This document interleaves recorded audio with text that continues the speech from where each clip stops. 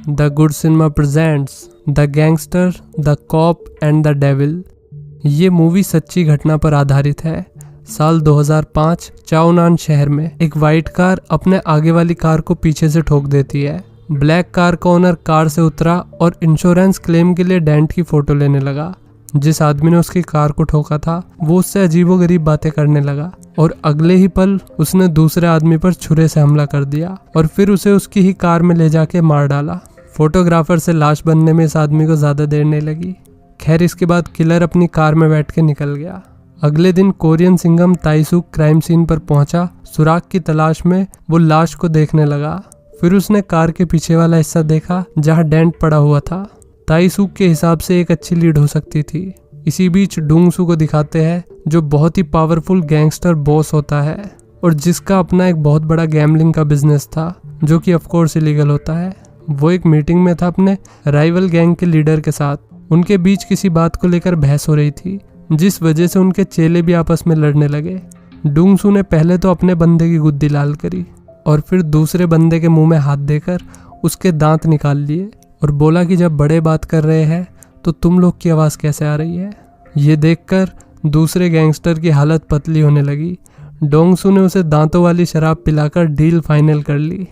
Police station में ताइसूक ने अपने बॉस को किलिंग से रिलेटेड कुछ एविडेंस दिखाए और बताया कि पिछले कुछ दिनों में हुए मर्डर्स का पैटर्न सेम है और उन्हें मारने के लिए भी सेम हथियार का इस्तेमाल किया गया है, जिसका मतलब ये हुआ कि ये किसी सीरियल किलर का काम है।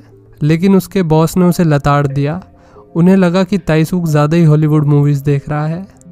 उसके बाद गैंगस्टर अकेला ड्राइव पे निकलता है ताकि बिजनेस को लेकर उसका दिमाग क्लियर हो सके। तभी उसकी कार को पीछे से किसी ने ठोक दिया। शुक्र है कार को ही ठोका। ये कोई और नहीं बल्कि सीरियल किलर ही था। डोंगसू ने उतर के देखा। डेंट बहुत हल्का सा था, इसलिए उसने दूसरे बंदे को जाने के लिए बोला, लेकिन तभी उसने पीछे से हमला कर दिया। छुरा लगने के बावजूद भी डोंगसू ने अपना बचाव किया और किलर का भी भूत बना दिया। इस बार किलर गलत आदमी के हत्थे चढ़ गया था। किलर ने गैंगस्टर को अच्छे से जख्मी कर दिया और फिर गैंगस्टर ने भी किलर का छुरा लेके उसी के सीने में घुसा दिया। जब किलर को लगा कि इस मोटे की चर्बी में मेरा छुरा नहीं घुसेगा तो वो कार में बैठा और डोंगसू को हिट करके भाग गया।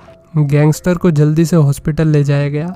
इसी बीच उसके चेले ने दूसरी गैंग पर हमला कर दिया, ये सोचकर कि इनके बॉस ने ही डोंगसू पर हमला करवाया होगा।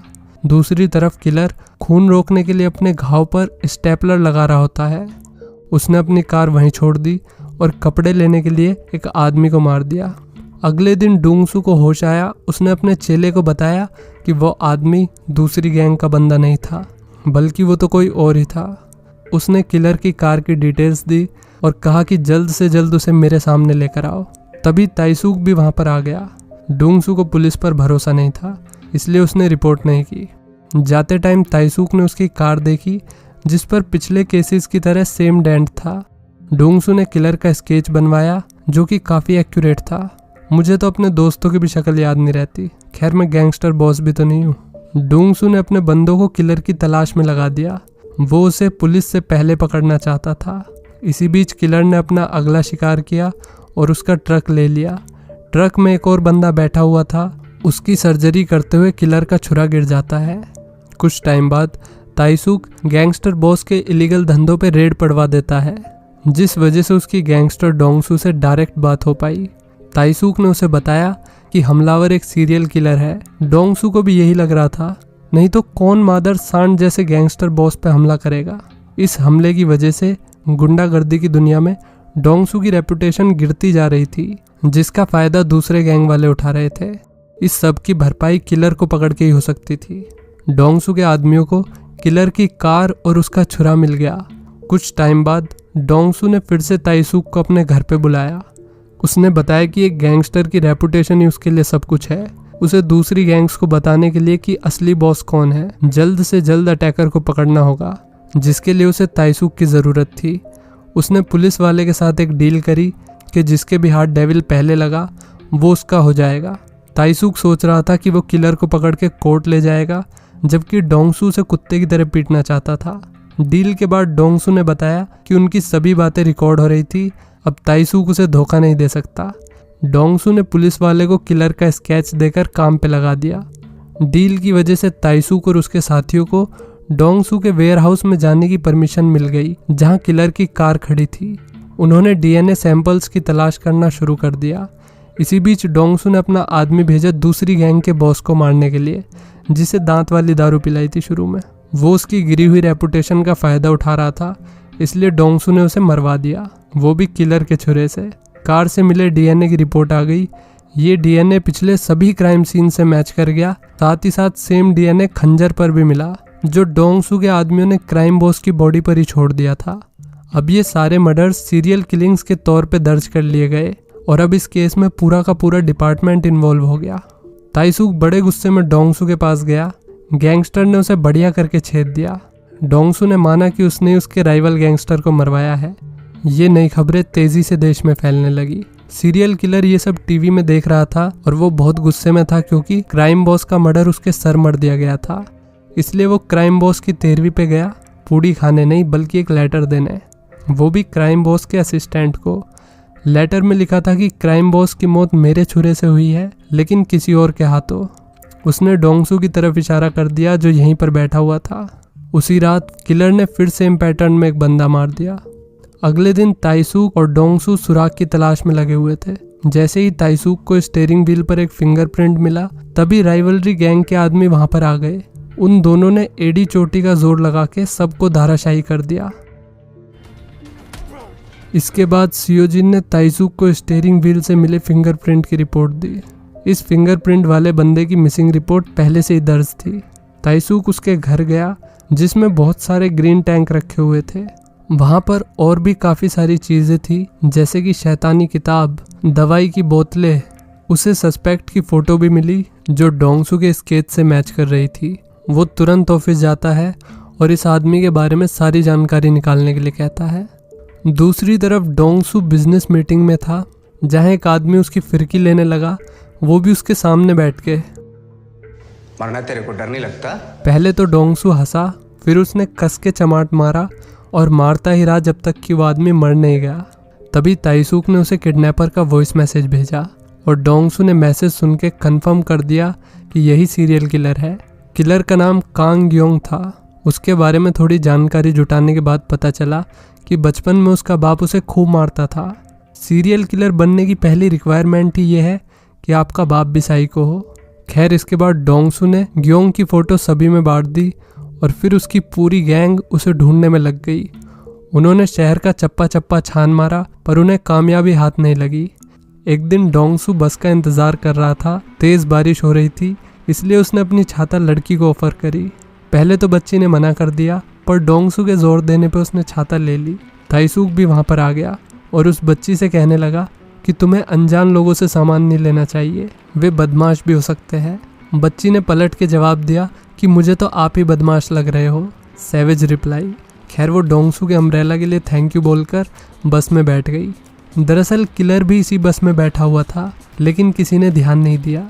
शाम को गैंगस्टर्स और डिटेक्टिव्स साथ में बैठकर खाना खा रहे थे। तभी न्यूज़ में दिखाते हैं कि शहर में एक और मर्डर हो गया। टीवी में डोंगसू की अम्ब्रेला भी दिखती है। डोंगसू समझ गया कि ये वही बच्ची है जो उसे बस स्टॉप पे मिली थी। वे सभी तेजी में उठे और किलर की तलाश में हर मोटल, हर रेस्टोरेंट, साथ ही साथ बस के रूट को भी छान मारा। आखिरकार उन्हें एक मोटल मिल गया, जिसके ओनर ने कंफर्म कर दिया कि ये बंदा यहीं रुका हुआ है, लेकिन वो भी यहाँ पर नहीं था। वे सब उसका इंतज़ार करने लगे, जैसे शेर अपने शिकार का इंतज़ार करता है। किलर देर रात में आया। सभी लोग बेसब्री से उसका इंतज़ार कर रहे थे। जैसे इंडिया पाकिस्तान का मैच देखने के लिए लोग इंतज़ार करते हैं, वैसे इसका इंतज़ार हो रहा था। लेकिन तूफान से पहले के सन्नाटे को किलर ने भांप लिया और गाड़ी की स्पीड बढ़ाकर तेज निकल लिया। पुलिस वाले और गैंगस्टर्स की फौज उसके पीछे पड़ गई। एक बहुत लंबे और खतरनाक चेज के बाद 3 कार आपस में टकरा गई। किलर कार से निकल के भागने लगा। वे लोग भी उसके पीछे भागने लगे। उसे पकड़ने के चक्कर में वे तीनों अलग अलग हो गए। इसका फायदा उठाकर किलर ने गैंगस्टर के चेले को मार दिया। गैंगस्टर डोंगसू उसके पास आया। मरने से पहले उसके चेले ने उसे बताया कि वो किधर भागा है। डोंगसू खून के धब्बों का पीछा करते हुए एक कैरियोके बार में पहुंच गया, जहां उसने देखा कि 2 लड़की गाना गाते हुए रो रही थी। वो समझ गया कि किलर अंदर ही है। किलर भी अंदर उसका इंतजार कर रहा था। डोंगसू ने दरवाजा तोड़ दिया और दरवाजे में से ही मार मार कर उसे अधमरा कर दिया। वो उसे चावल की बोरी की तरह खींच के ले जा रहा था। ताइसूक ने उसे आवाज दी पर गैंगस्टर ने उसे इग्नोर मार दिया। ताइसूक समझ गया कि उसे अब कुछ नहीं मिलेगा। डोंगसू उसे अपने वेयर हाउस ले गया। वहां उसने डेविल की खूब चिताई की, लेकिन वो बस बेहाव की तरह हंसता ही रहा। फिर डोंगसू ने उसके टुकड़े करने के लिए फरसा उठा लिया।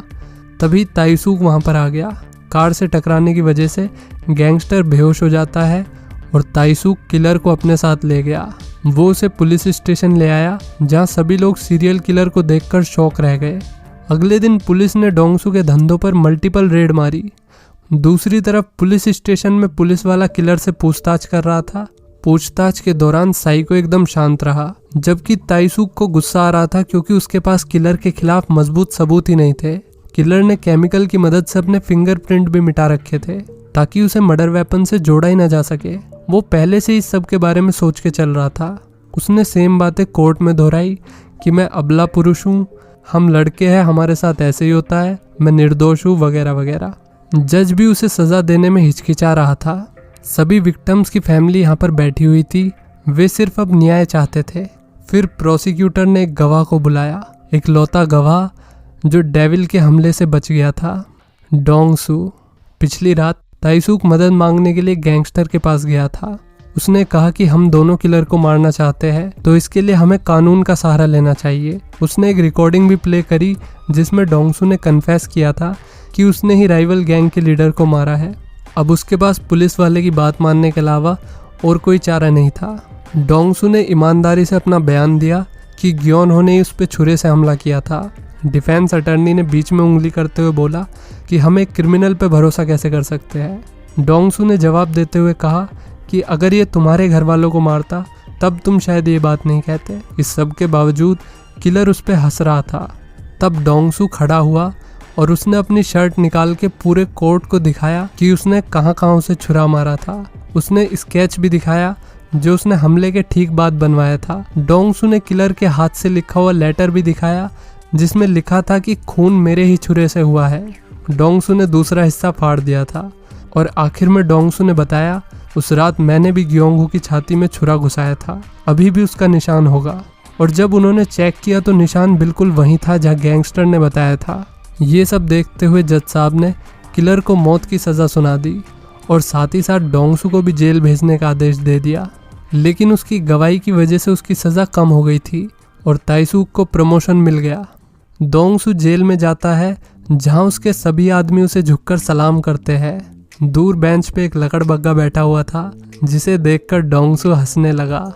दरअसल डोंगसू एक ही शर्त पर गवाही देने के लिए माना था कि पुलिस वाले उसे उसी जेल में डालेंगे जिसमें किलर होगा।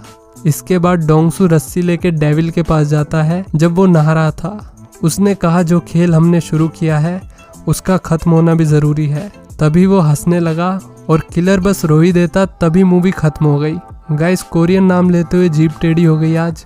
अगर थोड़ा सा भी मज़ा आया हो तो वीडियो को लाइक कर देना। और मैं ये जो मज़ा है हिंदुस्तान के हर व्यक्ति को देना चाहता हूँ।